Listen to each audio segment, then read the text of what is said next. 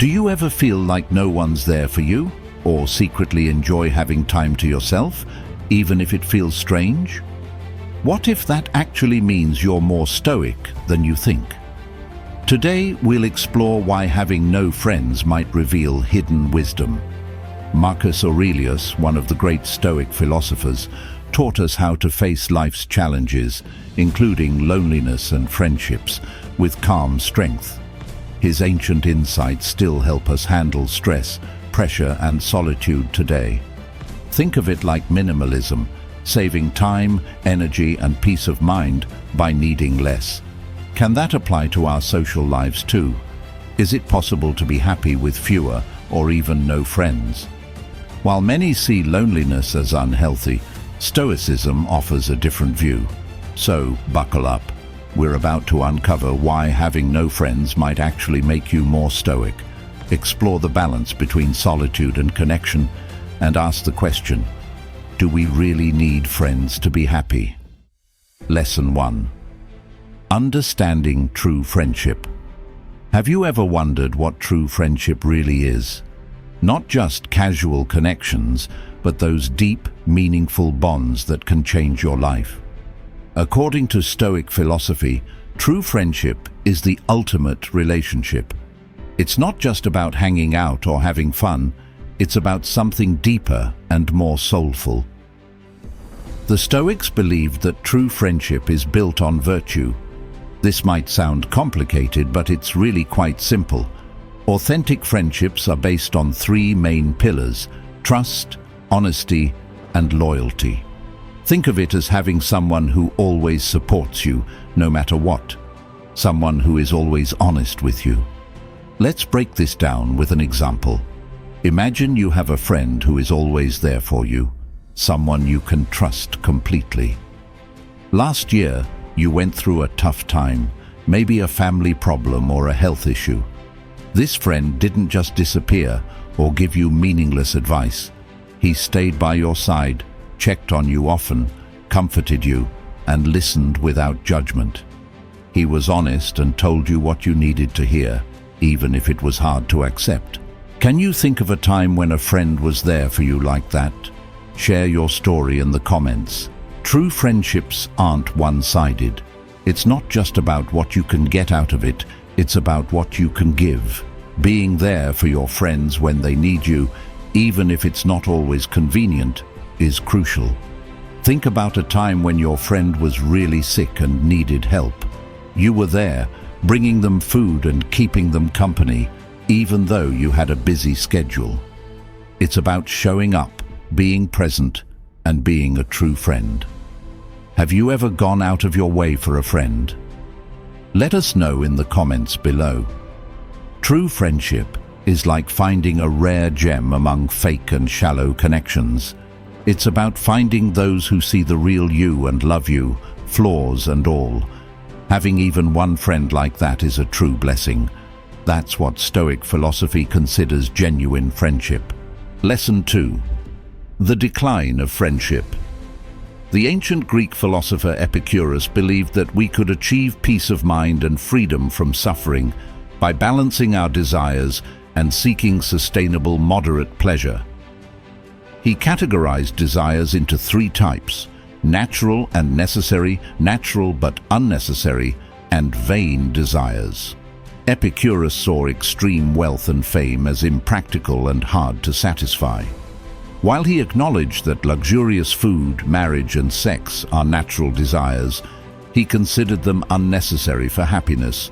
In contrast, he valued friendship as much as food and shelter, viewing it as a significant source of pleasure and generally easy to attain. He said, "Of all the means which wisdom acquires to ensure happiness throughout the whole of life, by far the most important is friendship. Unlike romantic love, friendship, also known as philia, generally does not evoke intense emotions and tends to involve less possessiveness and jealousy, making it more non-committal. Philia focuses on shared interests, mutual benefits, and the pleasure of each other's company. According to Epicurus, true friendship is founded on trust, mutual kindness, and a generous attitude. When these conditions are met, friends can openly share information, exchange ideas, learn from one another, and provide support and advice during difficult times.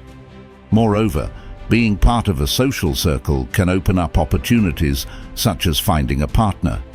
Epicurus chose to live with friends, enjoying simple pleasures like eating bread and cheese and drinking mild wine. Epicurus's insights reveal that the advantages of friendship remain pertinent even in contemporary times. Today, we have a multitude of methods to sustain friendships globally, including purely online connections, and we can communicate with them at any time. Nevertheless, modern communication technologies and societal changes appear to diminish the necessity of traditional friendships. Many activities that once relied on a social circle are now available through various services. For instance, we can seek professional help for discussing our problems or hire movers when relocating. Moreover, we don't need to leave our homes to engage in discussions, as online platforms offer a wide range of groups, forums, and communities. Additionally, the likelihood of connecting with like-minded individuals online is much greater than offline, as we are no longer restricted to our immediate geographic area. Online dating, which was rare in the early 2000s, has now become mainstream, reducing the need to attend social events to find a partner. Many people now prefer quick and affordable entertainment through streaming services and video games over in-person meetings with friends. Consequently, the necessity of traditional friendship appears to be waning, supplanted by the myriad options that technology offers. The rise of the metaverse is likely to accelerate the decline of face-to-face interactions as people become more engrossed in virtual reality. While some might find the idea of a world without traditional friendships unsettling, wondering how we could cope without them, it's important to recognize that traditional friendships also come with their own costs and drawbacks. Lesson 3. The cost of friendship. Having friends isn't free, especially today in our individualistic societies. Traditional friendships seem harder to form now compared to Epicurus's time. We focus a lot on ourselves, and our busy lives take up most of our time and energy. Friends can be a blessing, but they're no longer essential for survival. As C.S. Lewis said, friendship is unnecessary, like philosophy, like art, like the universe itself, for God did not need to create. It has no survival value. Rather, it is one of those things which give value to survival. End quote. For many, having a large social circle has become a luxury, as friendships seem harder to find these days. There are costs involved that not everyone is willing to pay. The first cost is time, which is often scarce in our busy lives. Do we want to spend our limited free time with others? Many people choose not to, preferring solitary activities like creative hobbies instead. The second cost is energy. We're often so tired during the week that we prefer spending evenings in front of the TV. As a result, we tend to socialize on the weekends, using whatever energy we have left. Many people choose to spend their free time alone to recharge. The third cost is money. Socializing often requires spending money. Not having a social life saves money, but a lack of funds can also prevent people from socializing, leading to social isolation, especially among the poor. The fourth cost is less obvious, but still significant. Friendships require a certain level of conformity. We want to be liked by our friends, so we meet their expectations, often hiding parts of ourselves. This means we wear a mask, not showing our true selves, fearing we might be rejected. But as Arthur Schopenhauer said, we can only truly be ourselves in solitude, where we can take off our masks because there's no one to impress. Lesson 4. The misery of having bad friends. Friendships do not always align with Epicurean principles. They can be a source of great misery, particularly when they involve people who do not have our best interests in mind. The Buddha cautioned against associating with the foolish and urged companionship with the wise. Bad friends can prevent us from forming relationships with wise individuals who could improve our lives. When wise people are not available, it is better to walk alone than to keep bad company. One of the earliest Buddhist texts, the Rhino Sutra, advises wandering alone like a rhinoceros. I quote, "Avoid the evil companion disregarding the goal, intent on the out-of-tune way. Don't take as a friend someone heedless and hankering. Wander alone like a rhinoceros." End quote. Many people have friends simply for the sake of having friends, often without high standards, thus surrounding themselves with harmful individuals. For instance, we may engage in violent behavior or drug use to fit in with a group that does the same. Or we might accept and even adopt hateful ideas to remain connected with those we consider friends. We might endure bullying and ridicule from so-called friends that go beyond playful banter just because we fear being without friends. Or we waste time in meaningless chatter when we have more productive and enjoyable things to do. The term toxic friend is widely used these days. Even when we know these people are bad for us, we fear letting them go because we dread loneliness. Humans often seem to prefer destructive relationships over being alone, likely because the thought of solitude terrifies many. For generations, we relied on the herd for survival, and being socially ostracized often meant death, the disadvantages of communal living we had to accept. Today, many societies allow us to survive with minimal social contact, giving us the luxury to a great extent of avoiding people who make us miserable. As Robin Williams famously said, "I used to think the worst thing in life was to end up all alone. It's not. The worst thing in life is ending up with people who make you feel all alone." Lesson 5. Do we need friendship? Is having friendships essential to meet our social needs, or can we get by with minimal social connections? Psychologist and author Dr. Daniel Marson claims that humans don't actually need friends. While he agrees that interacting with others is crucial for human development, he believes we often place too much importance on the quality and intensity of our social relationships. He explains, "We need to interact with others, but our relationships don't have to go beyond basic connection. While strong social ties are nice, they aren't necessary for our survival or happiness. Simply put, humans don't need friends." Marson further explains that many people find it hard to make and keep friends and feel bad about themselves because of this. The real issue isn't just the absence of friendship, but the idea that this is a problem. According to Marson, not having friends doesn't mean we're socially isolated or lonely. There's a difference between social isolation and having friendships. We can get the same benefits of friendship simply by having opportunities to interact with others. Marson's view suggests that a minimalist approach to friendships can still meet our social needs. While we often think friendship is crucial, a study of about 4,000 adults shows that having our basic needs met and feeling competent in what we do is more important. Comparing this to Epicurus's hierarchy of needs, we can see that meeting our basic needs and natural desires is key to our well-being. However, unlike Epicurus, friendships might not be as essential. Despite this, social interaction is still a significant and beneficial part of human life. We should focus on the importance of social interactions, especially when they are limited.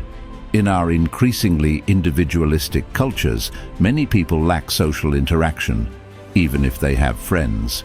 Not having friends in the traditional sense doesn't seem to be a big problem. Considering the costs and downsides of maintaining friendships, it might even be better sometimes. However, cutting down social interaction too much probably isn't good for most of us. We naturally crave connection with others, which nourishes our spirit, even if it's just a friendly chat with a cashier. Lesson 6. The benefits of having no friends. Let's switch things up and talk about the benefits of having no friends. Stoic philosophy has some interesting points about being alone, and it's not as scary as it sounds. Imagine this: you're hanging out by yourself, no friends, no group, just you. According to the Stoics, this can actually be a good thing. They believed in embracing solitude and being okay with being alone.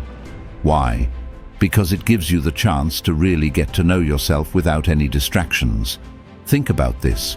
You've always been part of a group, always around people. Then for some reason, you find yourself alone. At first it feels strange and maybe a bit lonely, but over time you start to see the benefits. You find new hobbies you enjoy, like painting or hiking. You start writing in a journal and realize it's a great way to clear your mind. You have more time to think about your goals and what you want from life. You become more aware of yourself and start to understand your own needs and desires better. Here's the key point. Being alone isn't just about not having people around. It's about being self-sufficient. It's like becoming your own best friend. You learn to rely on yourself, trust your own decisions, and find happiness within. And that's a powerful thing. But there's more. Solitude isn't just about relaxing and doing nothing. It's also a chance for personal growth and reflection. When you're alone, you can explore your thoughts, dig deep, and ask yourself important questions. It's like having a deep conversation with your own soul, and that's where the real magic happens. So next time you find yourself alone, don't worry, embrace it, because according to the Stoics, being your own best friend might just be the coolest thing you can do. Lesson 7: Loneliness and Stoicism. Let's talk about loneliness because honestly, we've all felt it at some point, right? Whether it's feeling like you're the only one without plans on a Friday night, or scrolling through social media and seeing everyone else enjoying their lives, loneliness can really hurt. But Stoicism has some great advice for dealing with those lonely feelings.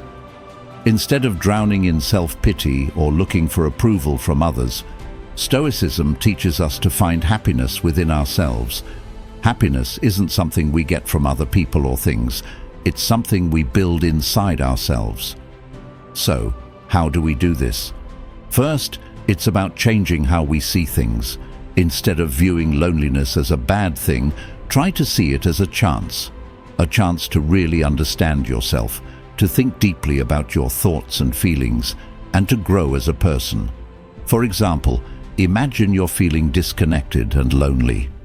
Instead of focusing on the emptiness, see this time as a chance to reflect on your life and your goals. Start journaling about your dreams and fears, and you might realize there are things you want to do that you've never given yourself the chance to explore. This change in perspective can turn loneliness into a useful and enlightening experience. Next, try some Stoic techniques to find inner peace. This could be things like journaling, meditating, or simply spending some time alone with your thoughts. For instance, you might start your day with a few minutes of meditation, focusing on your breath and being present in the moment. This practice can help you feel more grounded and less dependent on others for validation. It's about learning to be okay with being alone, finding joy in solitude, and appreciating your own company. And lastly, remember that you're never truly alone. Stoicism teaches us that we're all connected, part of something bigger than ourselves. Even when you feel isolated, remember that others feel the same way. By enjoying your own company and finding peace within yourself, you're connecting to the shared human experience. Lesson 8: Letting go. Understanding the value of letting go, especially in friendships, is essential. Sometimes, despite a long history with someone, you realize the friendship just isn't working anymore. It might be draining, stressful, or holding you back. It's difficult, but Stoicism provides useful advice for dealing with this. Stoic philosophy suggests that sometimes you need to let go of friendships that no longer benefit you. This isn't about being unkind. It's about understanding what's best for your well-being.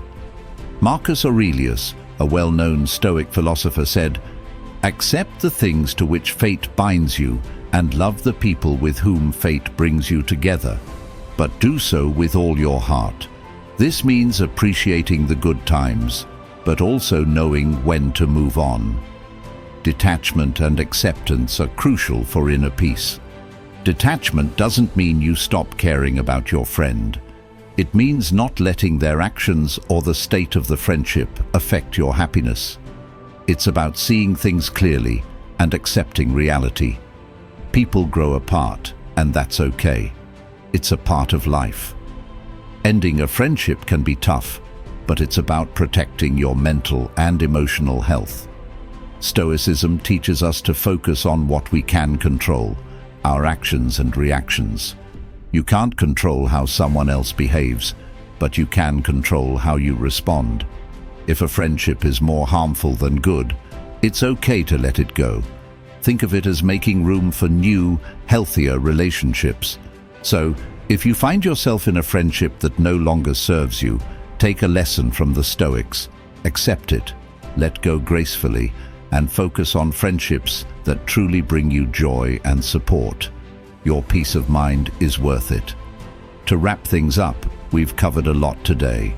Understanding true friendship, embracing solitude, and knowing when to let go of unhealthy relationships. Stoic philosophy offers great tools to help us navigate these aspects of friendship. In short, true friendship is about quality, not quantity. It's about finding genuine connections that support and help you grow. It's also okay to be alone sometimes. Solitude can be a powerful tool for self-discovery and personal growth. When dealing with strange or toxic friendships, don't be afraid to set boundaries and prioritize your well-being. Remember, wisdom, courage, and self-control are key virtues that guide us in forming and maintaining meaningful relationships. Now, it's your turn. Think about your own friendships. Do they uplift you or bring you down? Consider using some Stoic principles to navigate your relationships with more clarity and peace.